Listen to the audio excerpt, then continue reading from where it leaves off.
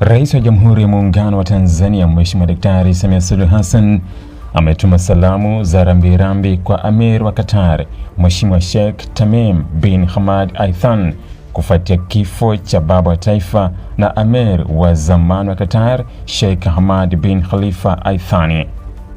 Katika salamu hizo, Rais Samia pia amewapa pole familia ya kifalme ya Al Thani, serikali ya Qatar pamoja na wananchi wote wa taifa hilo, akieleza kuwa Tanzania iko pamoja nao katika kipindi hiki kigumu cha maombolezo.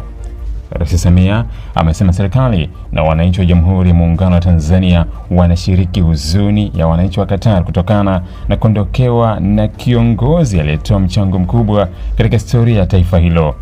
Ameeleza kuwa Sheikh Hamad alikuwa mmoja wa viongozi waliobadilisha mwelekeo wa Qatar kwa kuifanya kuwa moja ya nchi zenye uchumi imara na ushawishi mkubwa duniani katika kipindi cha utawala wake. Katika salamu zake, Rais Samia amesema kuwa marehemu Sheikh Hamad bin Khalifa Al Thani ataendelea kukumbukwa kwa mchango wake mkubwa katika maendeleo ya kijamii na kiuchumi ya Qatar. Chini ya uongozi wake, Qatar ilipiga hatua kubwa katika sekta za nishati, elimu, afya, miundombinu, uwekezaji na diplomasia ya kimataifa, hatua zilizoliwezesha taifa hilo kwa miongoni mwa nchi zenye maendeleo makubwa zaidi katika eneo la Ghuba. Aidha, Rais Samia pia amempongeza marehemu kwa juhudi zake za kuendeleza mageuzi ya kijamii yaliyolenga kuboresha maisha ya wananchi wa Qatar. Miongoni mwa mafanikio aliyotaja ni kuimarisha nafasi ya wanawake katika jamii, kuongeza ushiriki wao katika siasa, uongozi na maendeleo ya taifa, pamoja na kuweka mazingira yaliyowezesha wanawake kushiriki kikamilifu katika shughuli mbalimbali za taifa. Rais Samia pia amesema uongozi wa Sheikh Hamad ulijengwa katika maono na maendeleo ya muda mrefu yaliyoiwezesha Qatar kujijengea heshima kubwa kimataifa.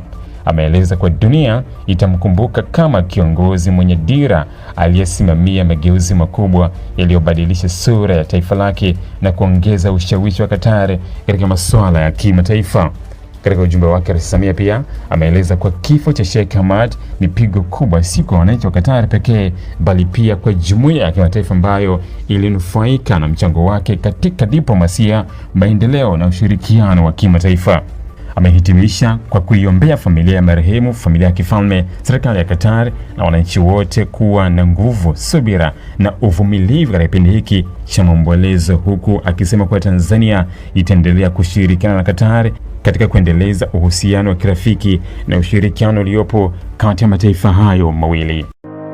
Ili kuwa mwanafamilia bora wa Global TV, usisahau kusubscribe, like, kushare na kucomment.